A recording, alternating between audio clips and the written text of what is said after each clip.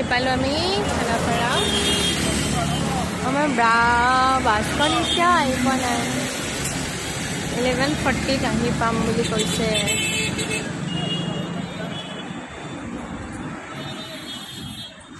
চ' আমি উঠিলোঁ বাছত। এতিয়া ষ্টাৰ্ট দিয়া নাই যেনিবা। বাছখনৰ নাম হ'ল কাৰেং।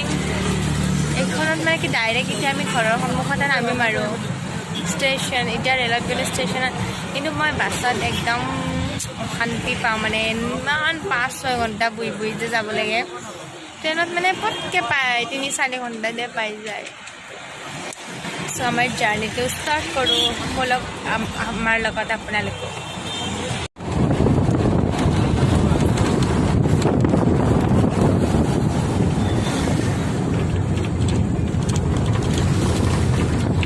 সেয়া আমি পাম আৰু সোণাপুৰ পাম এতিয়া।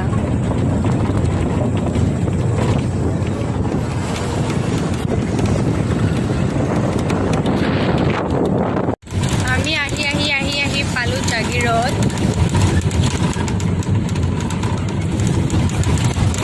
পালোঁ এতিয়া। কেইটা হৈছে? 1টা বজাই নাই আৰু। আমি ঘৰ পাম 6টা বজাত।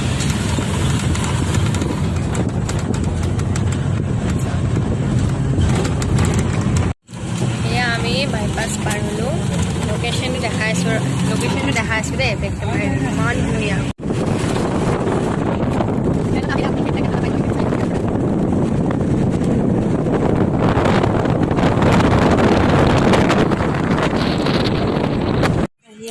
আহি আমি পানী ল'ব পাৰোঁ।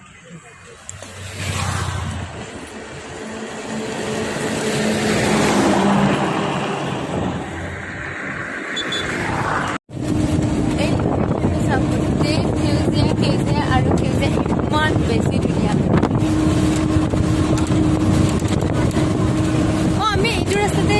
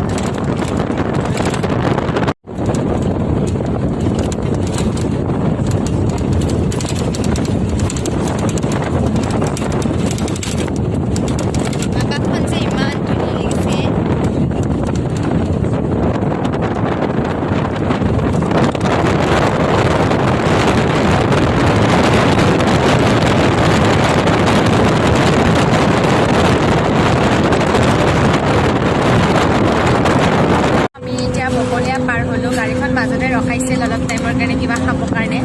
চ' কিবা কিবি খাই ল'লোঁ, লৈ মেলি এটা মাউণ্টেইন ভিউ ল'লোঁ। তো এতিয়া আৰু ষ্টাৰ্ট দিছে। 5টা বজাত যাই পাম বুলি কৈছে, চাওঁ কি হয়। তো ব'লকচোন আমাৰ লগত। এতিয়া আমি পালোঁ ফৰেষ্ট ৰিজাৰ্ভ। নকৰেতো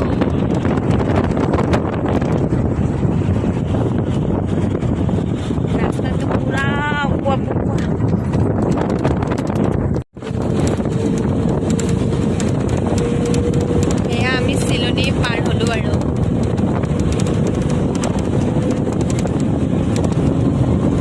ইয়াত যে সঁচাকৈ ঠাণ্ডা আছে।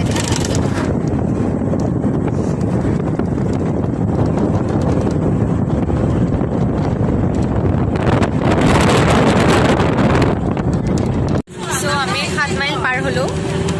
এতিয়া আৰু লাহেকৈ পাম আৰু ঘৰ। গতিকে ভিডিঅ'টো ইমানতে মই শেষ কৰিব লাগিব।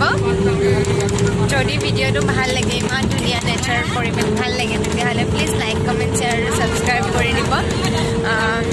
ছাবস্ক্ৰাইবটো কৰি দিব, আৰু কিছুমানে চাই পেলাই গুচি যায়, ছাবস্ক্ৰাইব নকৰে। আৰু এইবাৰ কিছুদিন দীঘলীয়াকৈ ডিফু আহিছোঁ, চ' ডিফু অলপ মানে এইবাৰ ফুৰিম চাওঁ কি হয় ফুৰিম কিছুমান জেগা চ' যদি আপোনালোকে চাব বিচাৰে মই ক'ত যাওঁ কি কৰোঁ প্লিজ কানেক্ট হৈ থাকিব মোৰ লগত till then bye bye next video' লগ কৰাৰ